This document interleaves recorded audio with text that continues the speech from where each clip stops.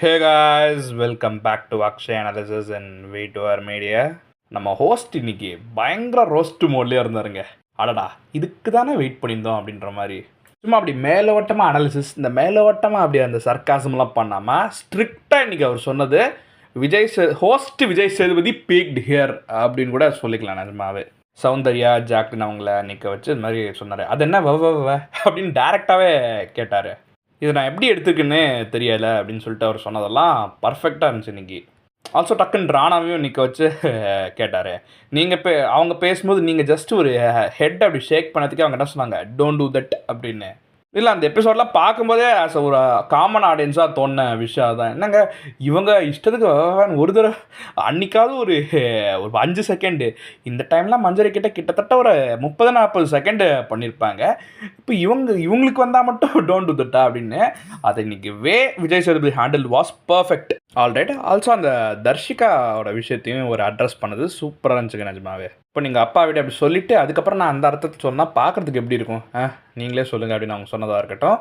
Same with Jacqueline என்னாச்சு, இதெல்லாம் நீங்கள் சொல்லிவிட்டு அதுக்கப்புறம் இப்படி நீங்கள் சமாளிச்சிங்கன்னா அதெல்லாம் இந்த கேம் என்ன நல்லாவா இருக்குது பார்க்குறதுக்கு. இன்றைக்கி கொஞ்சம் டேரக்ட் அட்டாக், அது ஒரு மாதிரி ஸ்ட்ரிக்டாக அவர் ஹேண்டில் பண்ணது வந்து ரொம்பவே பிடிச்சிது பர்சனலாக சொல்லப்போனால். அதுதான் சொன்னார், போன வாரமே நான் அதான் சொன்னேன், நீங்கள் மறுபடியும் பண்ணால் நான் வரைக்கிற மாதிரி சொல்ல, இல்லை உங்களுக்கு ஆக்சுவலி வரைக்கலையா, ஏதாவது கார்டு கீடு கொடுத்துட்டுமான்னு டேரெக்டாக கேட்டார் பாருங்களா. அப்பா அப்படின்ற ஒரு ஃபீல் சீரியஸாகவே கொடுத்துச்சு. ஒரு ஹீரோயிக் மொமெண்ட்டு தான் அது.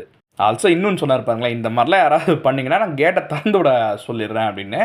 ஐ கெஸ் ஆட்டம் இதுக்கு மேலே தான் சூடு பிடிக்கும் போது, ஏன்னா கண்டிப்பாக இனிமேல் கொஞ்சம் கேர்ஃபுல்லாக தான் விளையாடுவாங்க, whatever the task maybe. Alright. So double eviction, இவங்க நம்ம ஆர்ஜே ஆனந்தி அண்ட் சாச்சனா வெளியே வந்துட்டாங்க. The way RJ Anandhi handled was super. நான் ஜாலியாக தான்ப்பா வெளியே போகிறேன் அப்படின்னு சொன்னது. எனக்கு சீரியஸாகவே இந்த சீசனில் ரொம்ப ஒரு ஃபேவரட் கண்டஸ்டன்ட்னா அவங்க. ரொம்ப பெருசாக இருக்கிறா எங்கேயுமே பார்த்துக்க முடியாது. ஒரு மாதிரி காமாக, ஒரு மாதிரி கம்போஸாக, ஆஸ் பர் ஹர் வாய்ஸ் அதே மாதிரியே சூப்பராக காமன் கம்போஸ்டாக இருப்பாங்க. எனக்கு பிடிக்கும் பர்சனலி. அண்டு டபுள் எவிக்ஷன் நம்ம சாச்சனா அவங்களுமே இன்றைக்கி ஆக்சுவலி நல்லாவே ஹேண்டில் பண்ணாங்கன்னு சொல்லணும். அது நான் நினச்சா இன்றைக்கி கொஞ்சம் ஷாக் ஆகி பயங்கரமாக ரியாக்ட் பண்ணுவாங்க, அதெல்லாம் இல்லை.